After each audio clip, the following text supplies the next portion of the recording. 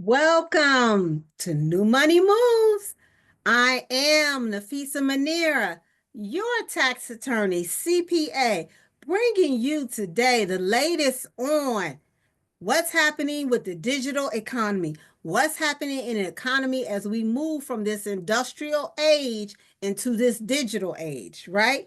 What's going on with crypto, blockchain, AI, anything that's talking about innovation and moving us forward. What's happening? Remember, I told y'all last week that President Trump was having the first ever crypto summit at the White House. So that took place on Friday, March 7th, right? And today, on Monday, what's been happening? Crypto has been, Bitcoin has been plummeting. Right? Doesn't make sense. But anyway, crypto, in particular, Bitcoin went down today on Monday to about its lowest today was about 77,000. And it hadn't been that low in a few months. The highest it's been at was around 109,000.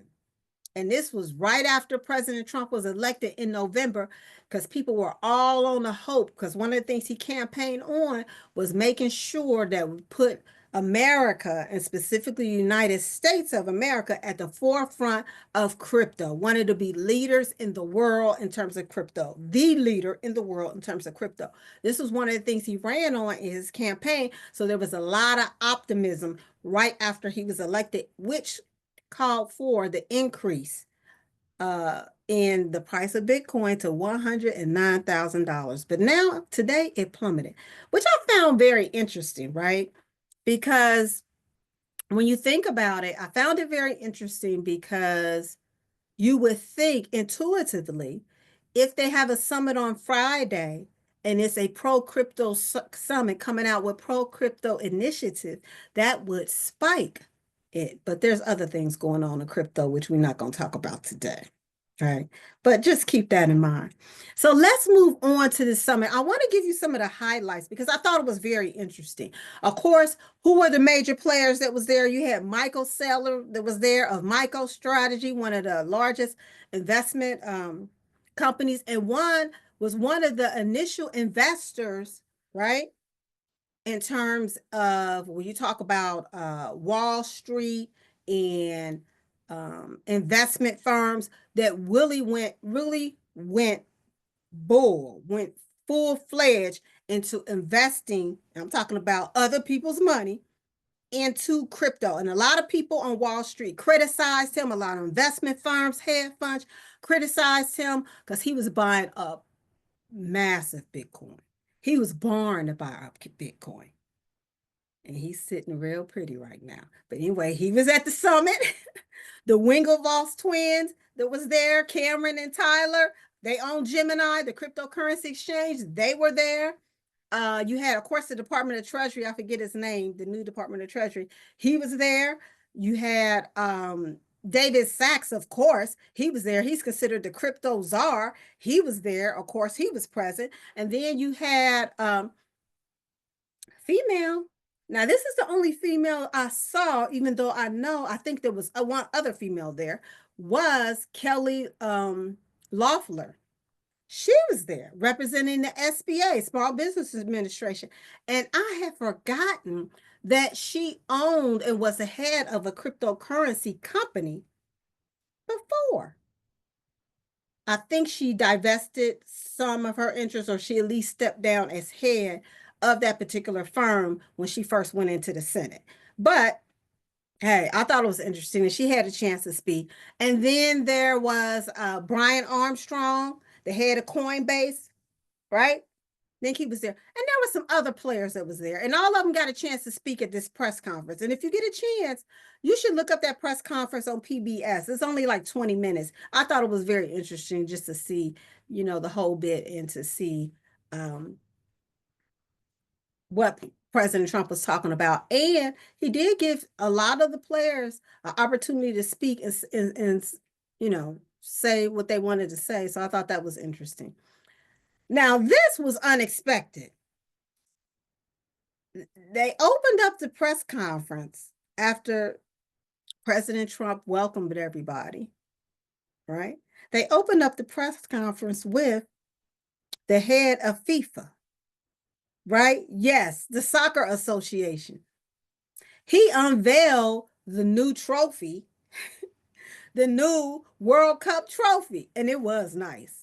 I want to tell y'all the new World Cup trophy is nice because the World Cup is going to be held here in the United States in 2026. So this was interesting that he unveiled it there. At first, it didn't make sense. I'm like, it did make sense initially because what does this have to do with cryptocurrency? But then I reflected, and President Trump said that I forget the guy's name. I want to say his name is Johnny. I can't remember his last name. But anyway, they had been friends for a long time, and he wanted to unveil it here at the crypto summit. But he did tie it in.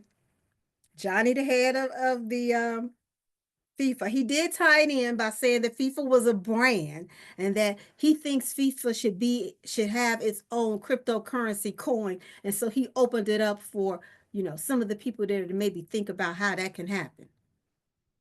Maybe that was his way of tying in. But I just thought it was interesting that he highlighted that. And I'm a soccer fan. My kids all grew up in soccer, so I loved it. I enjoyed it. It was nice, but I just thought it was interesting to have it at a press conference for cryptocurrency.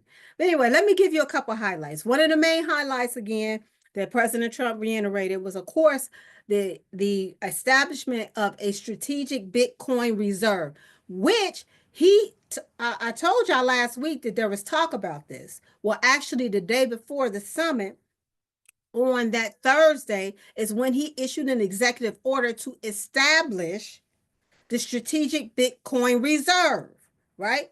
Now, the thing about this is they're going to use it, they're going to fund it initially. They already have over 200,000 Bitcoin, right? Worth right now probably about $17 billion, which they acquired by seizing through criminal seizures, right? So they're going to use that to initially fund, and it's Bitcoin. But they said they still have some other coins too, and they may use those concept coins to establish it as well, to add to it over time. Okay. So I thought that was good that they're going to establish that. And then he made a reference to saying, "Oh, this is going to be the new Fort Knox." And for those who are not familiar, that's a term they used to use when the gold used to back the dollar. Okay, because y'all know gold hasn't backed the dollar since the 1970s. It's nothing back in the U.S. dollar now, but our trust in the U.S. government. But President Trump, he did make a reference in saying that this was going to be the new Fort Knox. It's supposed to, Bitcoin in particular, and cryptocurrency in general, this reserve is going to be the new reserve that's going to back the dollar, that's going to back the U.S. economy. That is going to be interesting. Okay. We're going to have to see how that plays out. Another thing that they talked about here that President Trump said that he charged Congress with was to come up with a digital asset framework, because of course he still wants to be able to have a certain type of framework and regulations so that people are not getting scammed, right? So people are not getting scammed.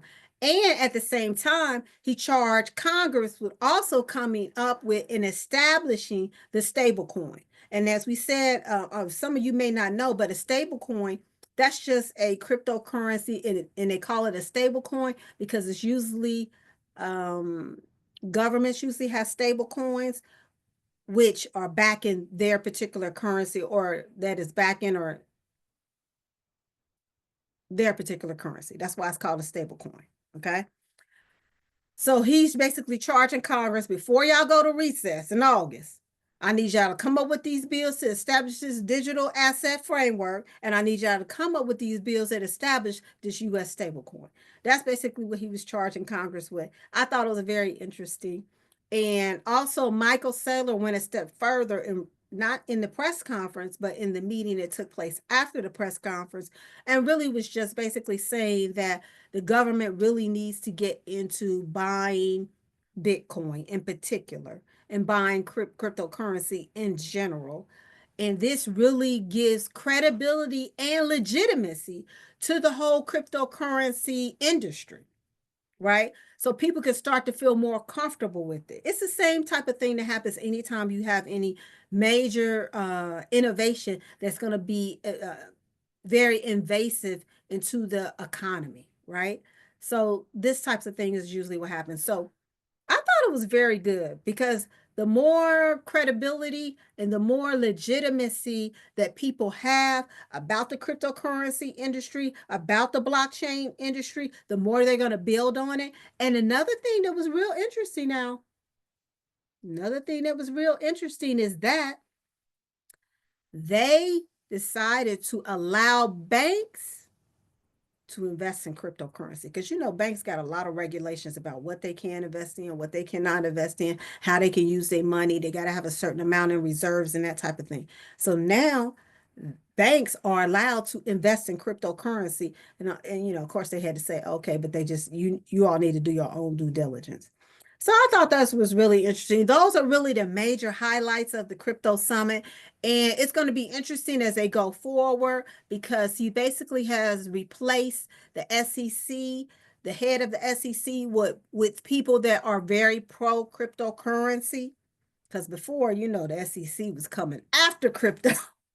Was coming after crypto. They had all these enforcement actions, with XRP and a lot of other people. They were coming after cryptocurrency. A lot of it has to do with the scams, right?